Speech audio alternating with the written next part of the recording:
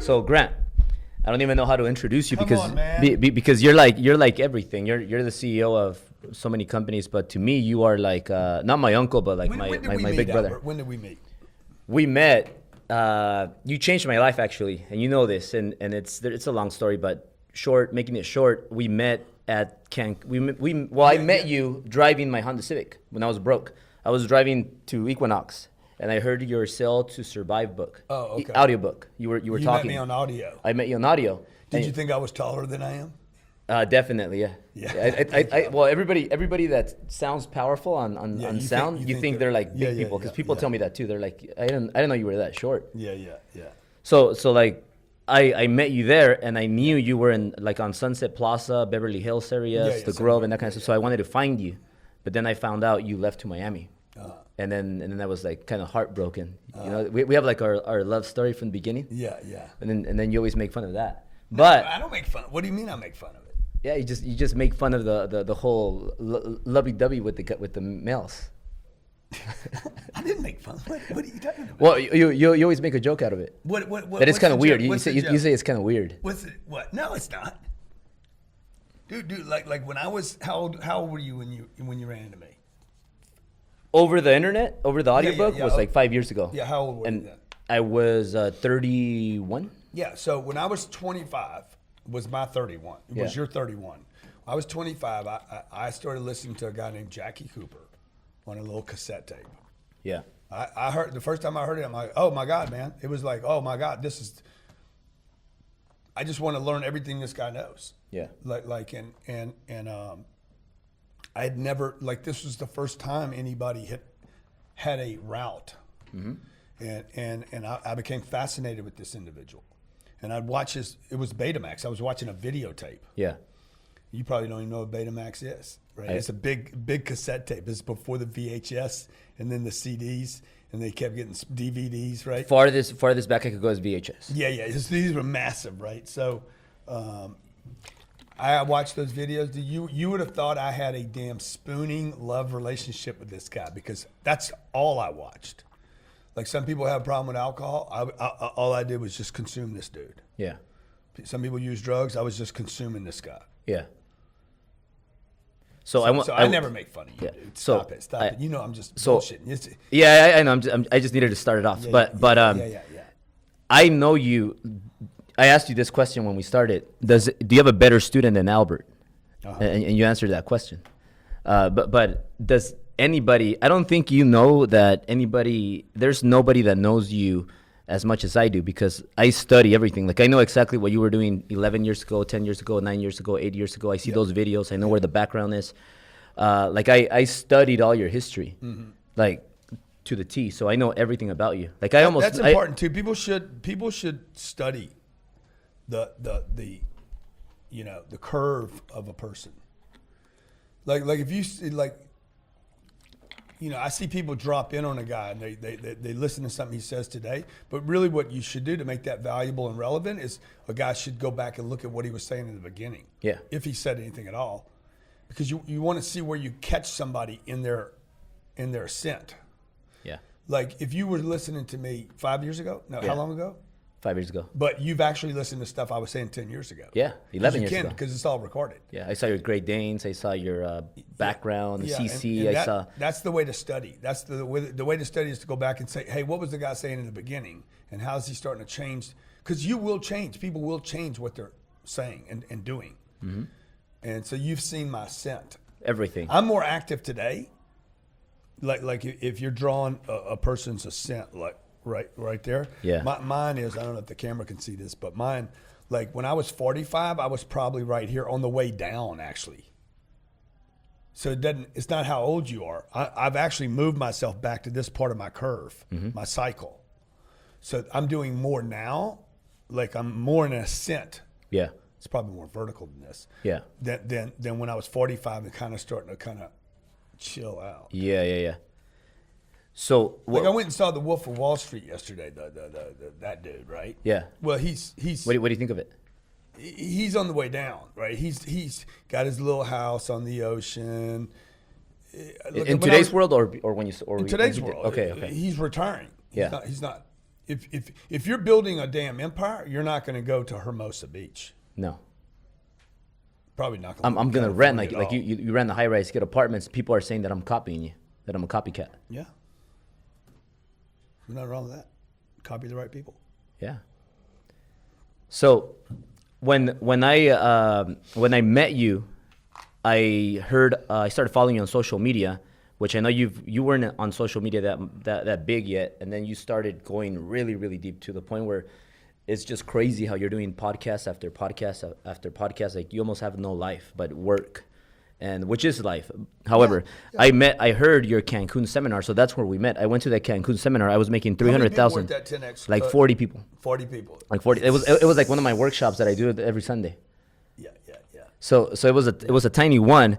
And I was one of the guys that went there, and I was so excited because I was making 300,000 and I needed help because I was capped.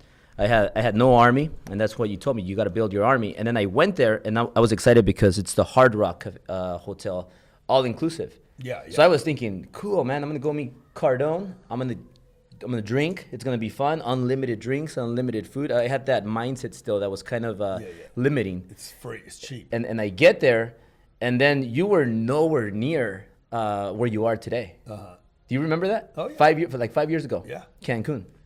Yeah. And that's when I met 40 you. people were there. Our last 10X Growth Conference, there was 34,259 people there. Yeah. So there was 34,219 people more than the first 10X. Yeah. It's ridiculous. Was that your first 10X? Is that what you consider it? Cancun? Yeah. That was the first Why 10X. did you go all the way to Cancun for that? I don't know. I don't know why I even did it. Yeah. I don't know what I was thinking. So that was a ridiculous waste of time. Why did I even do 40 people? Maybe because you wanted to meet me. So I flew all the way over there, and I saw you. I don't know if you remember this, but I was walking out. But I could have had a bigger event and met you. Huh? I could have had a bigger event and met you and met more people like you. Yeah. Well, out of those 40 people, I don't know how many of those 40 people you still talk to. I think a couple of them. I know a couple of them. Yeah. I know me and the girl. I got a couple of them that are investors with me. From that Cancun trip. Yeah. So I met you there in the hallway, and I was so excited, and I was like a huge fan of yours. Like I was going to the Grove. I was looking for the spiky-haired valet guy. Yeah. I was going to the Beverly Center and looking for all the things you talk about on your books. Yeah. And I was just trying to find you. And then when I found you in Cancun, we had that show, the Young Hustlers. And you said who wants to volunteer, come up. Yeah. So I don't think about those things. I just commit. I just commit. You wore that hat that day. Yeah. But I was doing a lot of the things that you talk about and teach without even knowing it. So when I read your book, I was like, oh shit, this is right. This is normal. Oh shit, he's saying do this, go. And so everything was like, gave me reassurance, like you're doing the right thing. When I started studying your past, I was like, oh shit, like you know what? I'm repeating the cycles, like what he was doing 5 years ago, 6 years ago, 8 years. So I'm on the right path, and I'm learning. But now I have I feel I have the advantage because now I'm able to study you today, keep an eye on you today, and I compare it with the past, and then I try to see, what with technology, how can I move faster? Yeah. So and then I'm always thinking about how to improve. So that's how I met you. Maybe you could just say a little bit about what you see differently from when you met me to today. What I see, dude, you're a great guy. You're making great strides. You know, you're expanding. Maybe your business. some advice you could give me. I don't know. I don't know enough about what you're doing. I don't know enough about what you're struggling with or what the difficulties are. I feel like I'm a Grant Cardone. The only difference is that I'm younger and I'm Mexican. Well, the last time I said anything about you being Mexican, people actually got offended by it. Who cares? You know, so I did a deal with you in here, and I'm like, you know, here's Albert. I mean, guys, if a Mexican can make it, come in here, like Albert's Mexican, comes into America, becomes successful. Look at the life he's living. If a Mexican can do that, anybody can do it. And people were offended by that. I'm like, well, he is a Mexican. Okay, my family came here from Italy. My great grandparents came here from Italy. Like it's a fact. They were Italian. They were on a boat. They came here and they became successful. That's good. Like I don't know why everybody's so sensitive, right? You're the one that calls yourself a Mexican. If you didn't call yourself a Mexican, I think you're Polish or something. I don't know. I get that a lot. Yeah, Polish. Yeah. Okay. So you know, you're the example of the American success story that you could come here, live in Beverly Hills. Yeah. You know, you got a Rolls Royce, a Ferrari. How many cars you got? See, that's another topic. How like many cars? How many cars? 2 Ferraris and the Rolls. Yeah. So you know, like who has that, dude? I don't have a Ferrari. Yeah. I don't have 2 Ferraris. You're gonna get the LaFerrari though, right? No. Why not? So anyway, because I mean, it's just ridiculous. Well, that was another. Dude, I sold the Cullinan. I sold the Cullinan. I put $449 in that Cullinan. I bought his 2 Rolls in December. Yeah. I wrote off the Cullinan. I leased the other one, so I write that one off. I write off the Cullinan at $449 because I used it at the 10X Growth Conference and put it on stage there, wrap it, have Snoop Dogg in it. So it is a tax deductible event now. It's part of the event. It's part of the advertising and marketing and branding. And then I dumped it. You have to buy it the same year of the event though? No, but to make it a write-off? No, not necessarily. Can I make my cars a write-off for this event? No, you cannot because of the way you use them. So I dump it. I dump the thing to get my money out because it was a ridiculous amount of money. Yeah. I'm not saying your Ferraris are a ridiculous amount of money, but they're crazy money. Yeah, but I use them as marketing tools. They make me money. I understand. So what advice would I give you? I don't know. I don't know what the challenges are. You know, you got a new baby on the way. Yeah. You know, I already told you the best piece of advice I gave you was before this recording. Yeah. But I go 6 miles. Yeah. Drive 6 miles every day. Yeah. I mean, that's definitely a for sure thing. And work on your own self-enhancement. See, a lot of people right now, because what's happening on the internet now is it's so easy to open this. Yeah. This is going to become the demise of okay. There's my boy Damon Young. He wants. It's Michael Lane and another dude. So there's some quote there. Great to catch up with Dean. Okay, so this is what's happening to people now. They're getting their advice from here. There's Elena. Opinions don't pay the bills. Oh, that's good. And then I go to the next person. Okay, and then it's like, what are they doing, right? Like it's this is not education. This is not self-enhancement. This is not self-improvement. This is just bullshit. It's a waste of time. You got to use it to put information and people react to your information. People are getting too much data. They're getting too much data. It's too much. The data's in conflict. So, you know, you're gonna get a piece of data from me, a piece of data from John, a piece of data from Ed, a piece of data from Patrick. You're gonna get a piece of data from the CCN, and then nobody does anything. But they delude themselves and say, "Oh, I'm getting better." How do you fix this? Because like a podcaster, a YouTuber might not be an entrepreneur that runs a multi-figure business, a multi-million-dollar business, or even a billion-dollar business. But they have questions, maybe like, "Hey Grant, what's your morning routine? Hey Grant, what's your favorite car? What's your favorite watch?" Like, I don't care about those things. I care about business. Like, how'd you grow your business? How'd you start from zero? How was it? And those are the kind of questions that I'm interested in, because I want to share it with all the other entrepreneurs. Like the way you touched me, because I know so much about you, so it's kind of like I want to ask you different things. Like, for example, like your net worth. You know, like your net worth. I know you have $1 billion of real estate right now. Yeah. And I built like $1 billion. I mean, not $1 billion. $1 million of real estate holdings. I sold a lot of it. And that gave me a huge amount of money to like go out and go all in and invest it and take big leaps. Uh-huh. So right now I know that I know you have like $1 billion of holdings, 1.2 billion of worth. Now of assets. Now what would be the net worth? Like what would be the divided by the liens on it? What would you say would be the equity, like the net worth on that? Well, the 1.2. Let me see. There's $1.2 billion worth of assets under management, without exaggeration. Now, if I took that to Wall Street, they're going to be like, "Oh no, it's really 1.4." But let's do the 1.2, and then there's 67. Let me just see: 67, 65, 57. What is that? 19, 13, 18. So another 189 million on top of that. So 1.4 million, and the liabilities, the debt on that is going to be about 900 million. So there's probably right there. There's probably $500 million worth of equity. What would that be a reasonable number to say you're worth 500 million? No, that doesn't include Cardone Training Technologies. Doesn't include Cardone University. Doesn't include Cardone Ventures. You know, it doesn't include.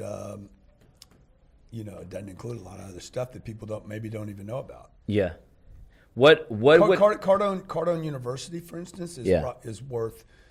Cardone University? Cardone University, Cardone On Demand. There's probably 1,800 contracts there for the next 24 to 36 months on average. Yeah.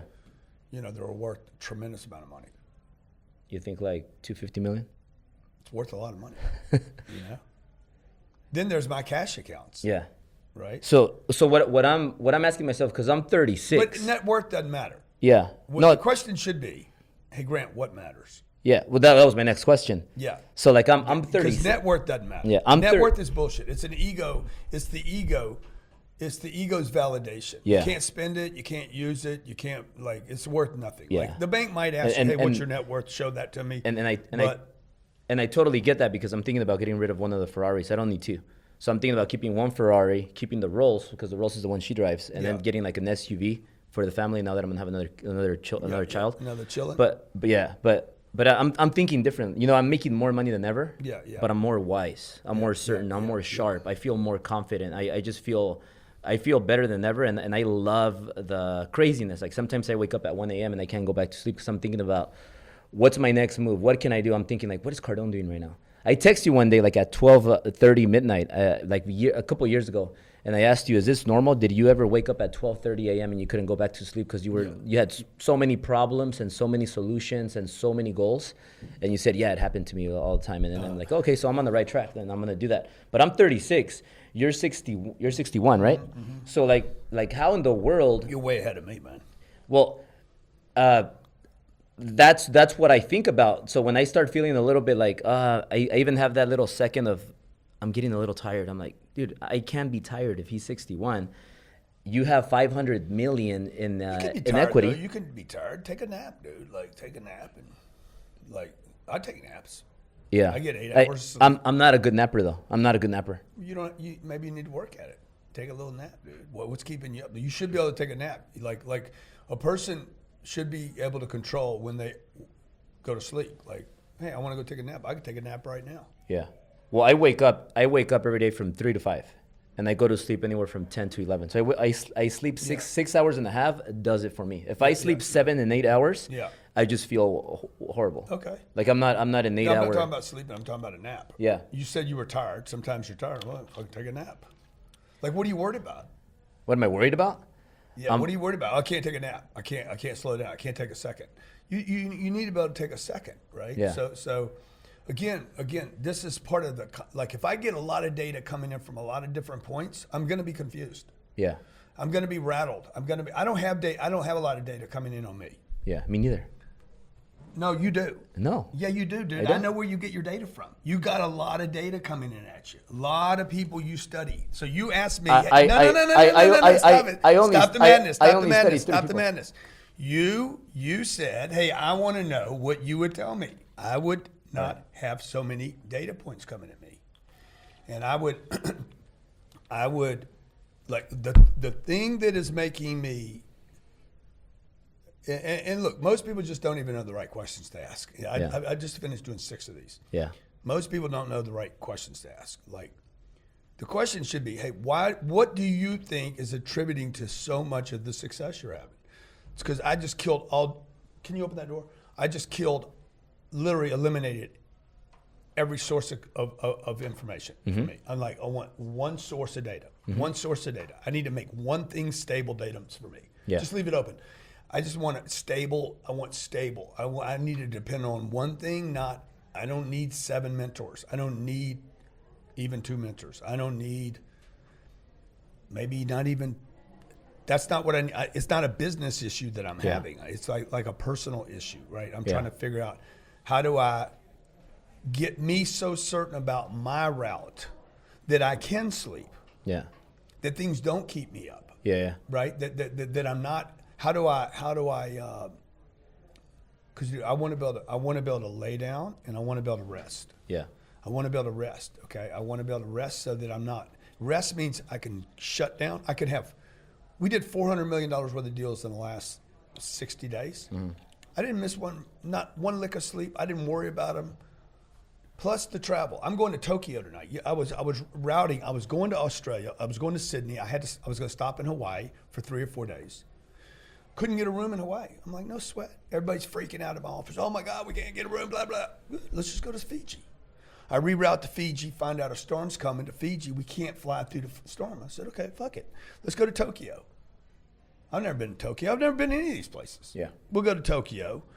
We'll sit down in Tokyo for 3 or 4 days. I already got an event planned in Tokyo for Sunday. This started yesterday. I can't get a room in Tokyo. It'll be fine, man. It's as big as New York City. We will find a room, okay, that we can stay in Tokyo. Then we're going to figure out how to get down to Sydney, do this 30 days in Sydney. So all I'm saying is I am able to do that. All this create I'm able to do. I'm able to do it because I don't have a bunch of stuff coming in at me. Mm-hmm. You know, and I'm able to create based on what I believe to be true for me. Yeah. You know, because I invested the time to get me in the best shape possible. Yeah. Then I see other guys running themselves ragged. Well, how many mentors do you think I have? I don't know. Yeah, I don't have more than 3. I'm just telling you. You asked me for a piece of advice. You want one? There's one. Yeah, well, that's I actually learned that from you. That's why I don't have a lot of mentors. Yeah. Like now, do I study some people? Like, do I study like Tai Lopez on just his Ferrari and those and using technology and social media to market? Yeah, I study that. Yeah. But he's not my mentor. A mentor to me is somebody that I study every day. Like I study you every day. You know you get that, right? Yeah. You know, I do study you every day. Yeah. Like this morning, awesome. I was listening to your little videos you were doing at CC with like right there in the hallway. And I recognized the hallway, and I'm like, hey, this. And you had like an afro, like puffy hair. I've never had an afro. Like you had long hair. Like it looked like long. What's that called? The pomodoro. Maybe that's how you call it. It's called the pomodoro. Like fluffy long, like the Elvis Presley look. Like my boy Brian, a little more like Brian. Yeah, kind of like that, but like way higher. It almost looked like your head was like taller because of your hair. Maybe it was. So, so what I was asking you is with your age and the 500 million and the other millions in your other companies, like. And all your movement that you're doing, like why do you want to keep growing more? I know you want to hit the billion mark. I mean, I know you will hit the billion mark pretty soon. But what are you gonna do with the billion? Like, what's your purpose? I mean, that's not it. That's not, you know, it's not. What's your purpose? I want to help people, dude. Is that your main? Is that your only purpose? No. What's your other purpose? What purpose are you looking for? No, I mean like what's your? I'm concerned that if I give you an answer, you're not going to like it. No, I'll like it. Yeah, you will? Yeah. It's got nothing to do with money. Yeah. Because I know you keep asking about the net worth, and I'm like, I don't even look at it. Yeah. Because I know you. I know you. Like my accountant came to me the other day and said, so and so wants a calculation on your net worth. I said, it's stupid. Yeah. It's bullshit. She's like, oh yeah, but they want it anyway. I said, okay, fucking tell them whatever you want to tell them. Yeah. I'm not calculating it. It doesn't matter to me. You know, well, I'm going to build a $20 billion real estate portfolio. By when? I don't know. So is it still a goal because I don't have a date? Because that's what Instagram says. Well, you need if you don't have a date. Oh. If it's a goal without a date, it's just a wish. See, what I learned from you is use Instagram wish my bone. What I learned from you is use Instagram like prostitutes. Like use it and leave and let it get attention. Yeah. Let people react to your posts. How'd the prostitutes come into this though? Well, because I use my car like a prostitute, like the Ferrari. Like I always park it in the front, in front of my office, and I leave it there all day. I've never been with a prostitute. Have you? No. I've never been with one. I was in a strip joint. Have you ever been to a strip joint? Yeah, I've been to strip joints. I was in a strip joint. My twin brother and I went to a strip joint in Vegas because we were invited, and we were both like, "Huh? What do we do there?" We were in there 4 minutes, and we're like, "We got to leave." I could not be in the strip joint. I don't know why. It felt like one of the most bizarre places I'd ever been in. Yeah. Did like girls approach you like to give you a lap dance? I wasn't in there long enough. Oh. It was the most uncomfortable of any space I've ever been. Because of the environment is fucked up. I don't know. But for some people, though, some people are very comfortable in it. Yeah. It was just uncomfortable for me. Yeah. No, I get it. Like I used to go to strip clubs after the clubs when I used to go party. Yeah. Clubs and in the strip clubs. Yeah. And I had my whole. I was really systematic. Like I knew. When I was 25 and I quit going to like one of my secrets about money is when I quit going to joints. Like, man, the money I saved. Oh yeah. You know, today, you know, martini's like, I don't know, $15, $20, depending on where you're going.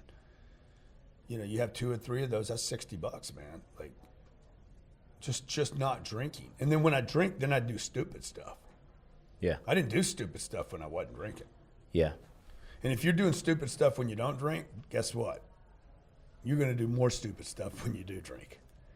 Yeah. So, and then I'm gonna make bad choices, right? And then I'm gonna have bad connections. And then when I do get a good guy, Brian, I meet this one dude that's good, and then I forget his name because I was drinking. Yeah. So my net worth, it don't mean anything to me. Yeah. No, but what I would like to do is I would like to build a real estate portfolio with $20 billion, take it to Wall Street and sell it. That would be a big score for me. That would be a huge kind of like score. I guess my question, if I spin it a little bit, I mean, let's say you're 71 and you sell it for 20 billion. What are you going to do with 20 billion when you're 71? Like, why wouldn't you get why wouldn't you get the like you have your jet, which is really nice. Why wouldn't you get a LaFerrari and just like crash it, bump it, and use it?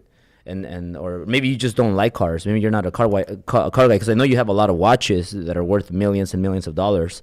So you do love to spend. Like, you're not staying in the cheap place. Not really.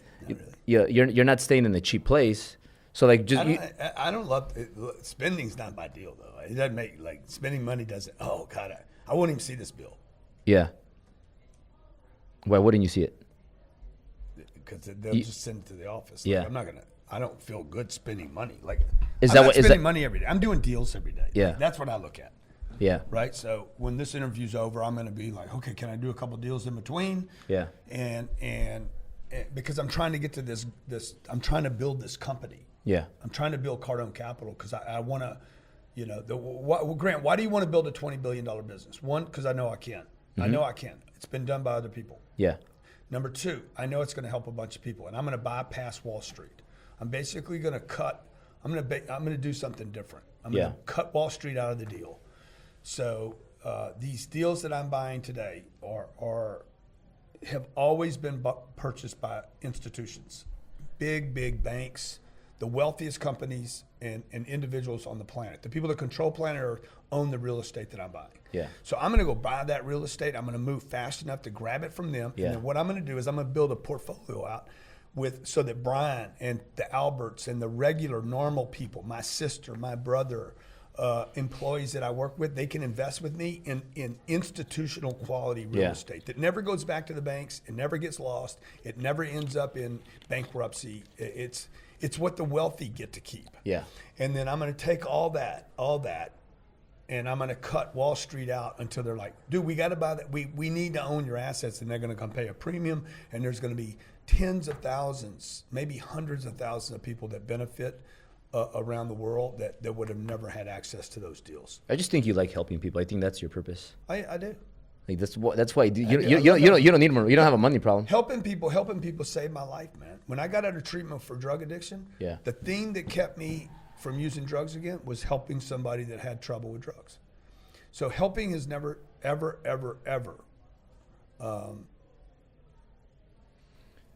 let me down. Helping people is like a deposit in a bank account. It's a deposit in a spiritual account. Money flows when you help. So Sunday was all about me helping them. You didn't get paid for it. No, but I know I'm getting help.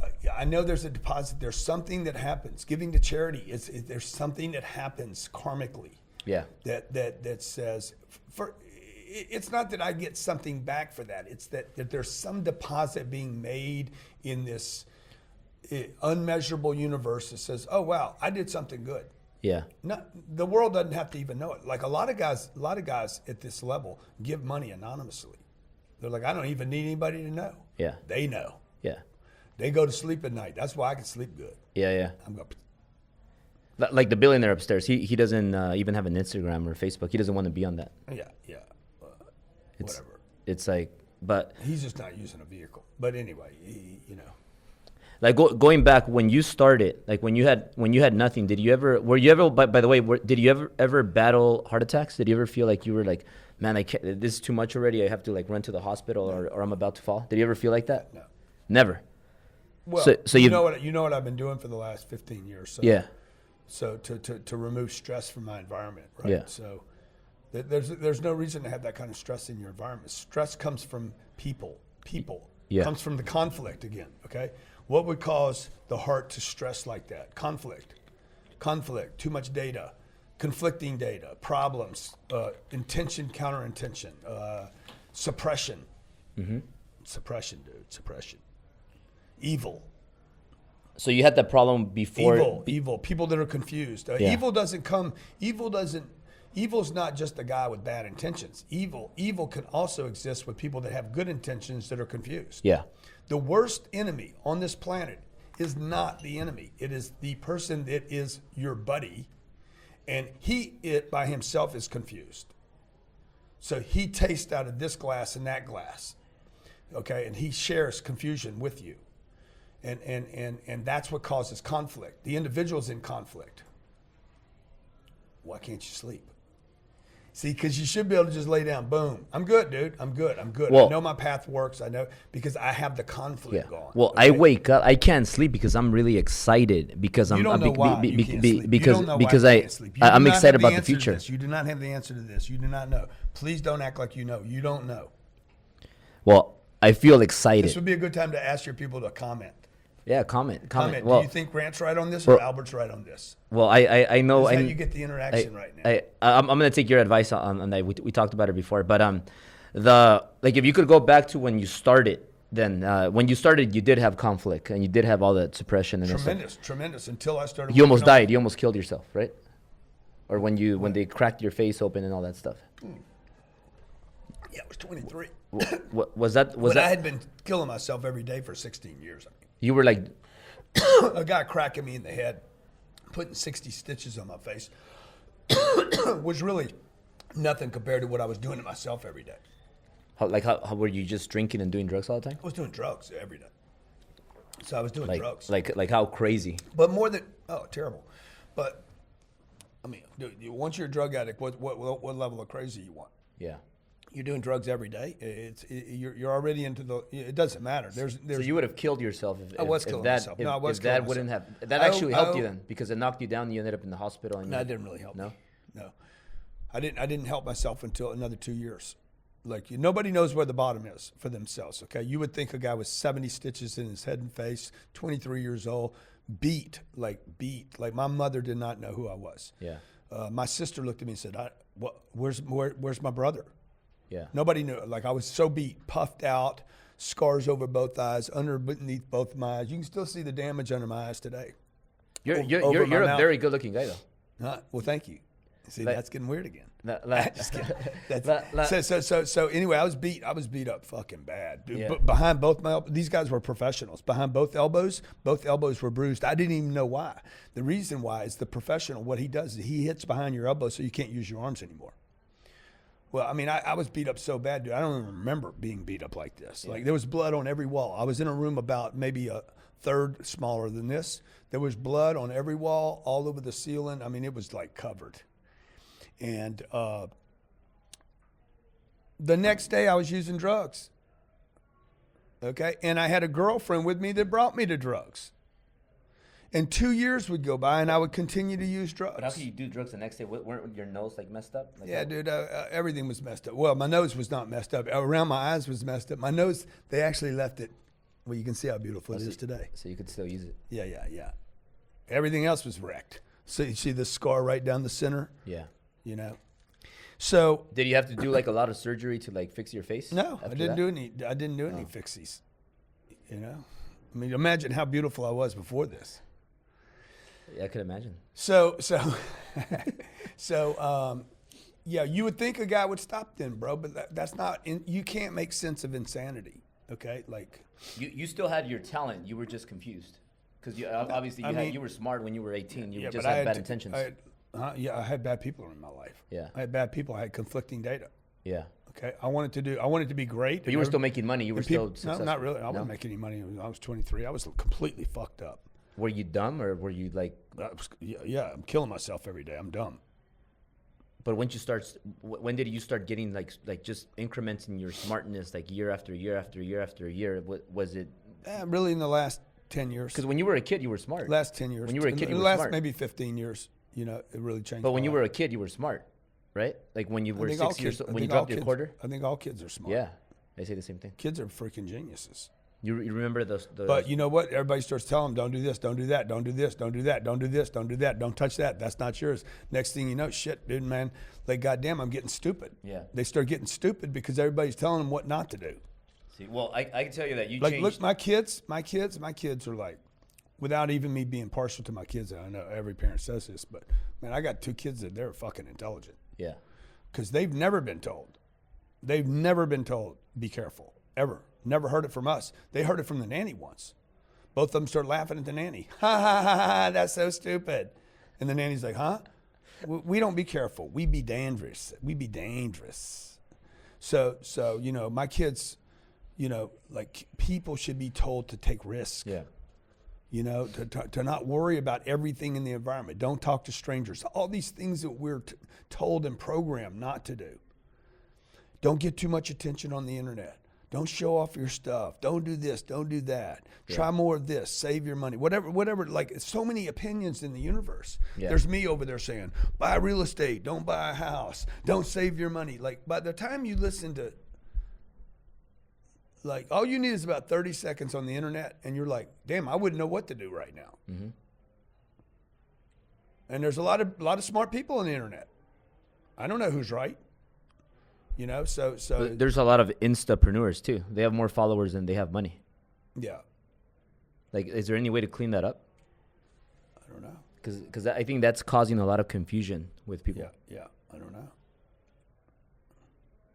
Well, going back a little bit, I had these notes. I don't know if you remember. Notes. Show them your notes. Show them your notepad. I don't know if you remember this, but do you remember one day we were drinking in Malibu? We had a couple of drinks. Yeah. And I don't know if you remember this, but you said, we're talking, you mentioned Tony Robbins, and you said the only fucking reason why he's kicking my ass is because he's a genius marketer. I don't know if do you remember that? No, I don't remember that. Right. So I remember that. Maybe I had too many drinks. Yeah. But I remember that. It stuck to my head. Actually, genius marketer. Actually, just so you know, like he has a company promoting his events, right? Yeah. So the thing that he's done well is he's collaborated with other groups that have taken that name around the world, and that is the genius. Because since that, if we had that conversation, I've learned some other things about how that actually operates and works. Yeah. One of the reasons we're going to Australia. I just left Atlanta. He did the first day in Atlanta. He was the opener and I was the closer. This is a lot. Closer. Collecting data, learning things, and then collaborating. And then a year, like 6 months or 8 months later, Jared told me that he mentioned to me that I was making more money than most of the speakers at 10X because I wanted to be at 10X. Remember I kept bugging you? Like, I want to speak at 10X. I want to speak at 10X. And he mentioned that, but they have a bigger audience. I had no audience. I had no followers. Nobody knew who Albert was. But I was busting my ass, making money with my businesses and doing all that. You said invest in real estate. I invested in real estate. You said do this, do that. So I just execute everything that you tell me. And then I remember that you said about marketing genius. And then Jared said you have no audience. So I immediately started focusing on those 2 things, building my audience. Which again, I don't know if you remember this, but your first 10X WorldCon in Miami, the first big 10X in Miami, 2,200 people. You had you put my information on the jumbo. So I said, I went up to Jared and I said, put it up there. I'll pay you. Let me be a sponsor. And he was like, oh no, I don't know if I could do that. Then he came back. He's like, okay, it's this much. And then it's like, and I was thinking, I need to grow my audience, genius marketer. So I have no followers on Instagram. On Facebook, I said, if I put my information there, if I put my information up there, there's 2,500 people here that are going to know me. So I followed your advice, and I paid you some money, and you put it up for 40 seconds. Collaborating marketing is something I missed on for 20 years of my career. Why did you pull back from it? I didn't understand it. I didn't, I don't know what I was thinking. Yeah. Because it was ridiculous. One of the biggest mistakes I made was not collaborating with other people. Because now you're even promoting yourself like on porn sites. Or like.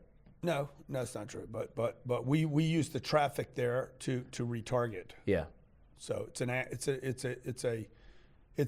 we're not advertising porn sites. No, but people could know you from there because there's a lot of people. Like, how many people do you think watch porn sites? Hundreds of millions. That's just like a blue ocean strategy, kind of. Have you ever read that book? Yeah. Mm-hmm. So that's where I started getting the blue ocean strategies. Now, when I came back from that event, the 10X Growth Con, I came back so inspired from that event that I said, you know what, I have to do my own event because I was just having problems getting on stages. Then you did. Didn't you just finish one? No, it's September 14th. Okay. September 14th. Okay. Guess where it's at? Where? Well, I'm following your footsteps again. You had a big event, and then you had a bigger event. Yeah. So that means I have to follow your footsteps. I have to make a bigger event. Okay. So the Ritz, you said, why the fuck are you doing it at the Ritz? It's too small, and they're too picky. So I found a bigger place that allows me to have more people than 1,000. So we're doing that at the Long Beach Convention Center. Oh, good. We have space for 14,000 people. Dude, that's awesome. And it's we're going hard right now. That's awesome. And I'm just working on increasing the reach. I'm setting high targets like you taught me to like fight for them, to commit to them. Yeah. So I'm just doing my thing and pushing as hard as I can. It's amazing. So hardest thing I've ever done is fill a conference. Yeah, that was, by the way, that was really impressive and really inspirational for the world. Yeah. To do it, especially doing that on Super Bowl weekend. That was crazy, dude. And then that was one of the targets. That was one of the goals. Is to the target of that event was not money. It was like, hey, I'm going to do an event where people are going to walk in. I told Sherry and Jared. I said I want people to walk in. And as soon as they walk in, say, wow, I need to do my life different. We heard that from thousands of people. The moment I walked in, I was like, I need to do my life different. Yeah.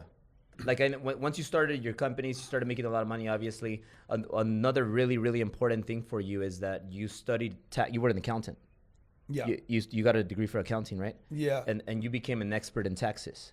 So like you. Well, I didn't become an expert in taxes because of my degree, though. It's over the years that I've studied the tax law. Where do you study taxes? Because I know that's very important for any entrepreneur. Yeah, you can go anywhere. You can go online and start saying, hey, how do I write off X? Is the X a write-off? Yeah. You know? How do I write it off? Yeah. You can look online. And is that why? Or you can ask an accountant. Right? And that's the main reason. Or you can go through 4 audits like I have, and then you start learning pretty quickly. That actually happened to like we've gotten audited, and not only by the IRS but also by the Department of Real Estate. So we've learned some vital lessons. But that makes you better. I saw the positive. I'm like, okay, well now we fix this, we learn. Yeah, exactly. And I'm sure that's you answered my question for that. Now and that's why you moved to Florida, correct? Because of the taxes. No. But, I mean, the number one reason we moved to Florida was, I thought you knew this, man. It's because I drive down Sunset, look at the billboards, and say, I don't want my kids seeing this. It's not what I want my kids to see. You know, the number one reason was the moral decay of this environment. Really? Number 2 was the people in this LA that thinking only in concepts and never do anything. It was like, I want to get as far away from these people as I possibly can. Yeah. I'm going to do this, and I'm going to do that, and I'm going to write this, and I'm going to do this, and I'm going to do.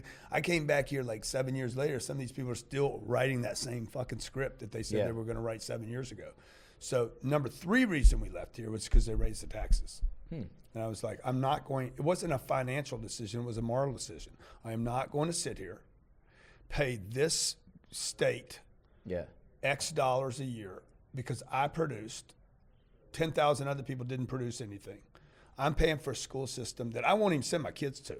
Like I'm not, there's no way I would drop my kids in this prison system. Yeah. And I'm paying taxes. 2 other guys down the street aren't paying anything. They're sending their kids to that school. I'm not sending my kids to that school, but I'm paying. So, you're paying state taxes to give money to fund how to drug children under 5 years old. Yeah.